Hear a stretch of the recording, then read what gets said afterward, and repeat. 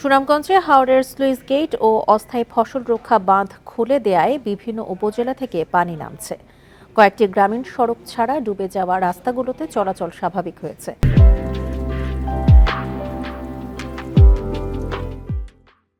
এদিকে কাল থেকে বৃষ্টি না হওয়ায় সিলেট নগরীর বেশিরভাগ ওয়ার্ডের বন্যার পানি নেমে গেছে। সুনামগঞ্জে বুধবার থেকে বৃষ্টি হয়নি, আসেনি ঢল। হাওরের স্লুইস গেট ও অস্থায়ী ফসল রক্ষা বাঁধগুলো খুলে দেওয়া হয়েছে। কমছে বিভিন্ন নদীর পানি। বিভিন্ন উপজেলার রাস্তা ও নিচু এলাকা থেকে পানি সরলেও কয়েকটি গ্রামীণ সড়ক এখনও ডুবে আছে। অনেক মানুষ ঝুঁকিপূর্ণের মাঝে আছে। সুরমা ইউনিয়নের মনপুর গ্রাম, হালুয়াঘাট গ্রাম, রহমতপুর গ্রাম, অনেক গ্রাম এভাবেই প্রতি বছরই আমরা আসলে বন্যা আসলেই অনেক মানুষ খেটেখাওয়া মানুষ তারা ভুগতেছে। পানি লেগে তো ঘর থেকে বাড়িতে পারি না, বড় অসুবিধা, চলাফেরা বড় অসুবিধাই আমরা। বন্যার পানি নামতে দেরির পেছনে অপরিকল্পিত বাঁধকে দায়ী করছেন পরিবেশবাদীরা।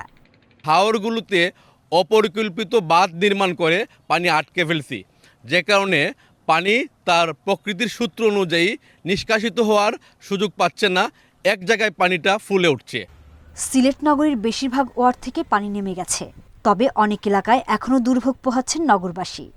ডেইনো যা ময়লা আবর্জনা আছে সম্পূর্ণ সবগুলো মানে কলোনিতে ঢুকে। এখানে যে পানি মানে দাঁড়িয়ে দাঁড়িয়ে সব কিছু জিনিসপত্রে ফুটাইতে হয়েছে, জায়গা দুলাইতেছে, জাজিম দিয়ে বান্ধিয়া তুষরে বান্ধিয়া চেয়ার টেবিল দিয়া উপরে উঠাইয়া রাখছি।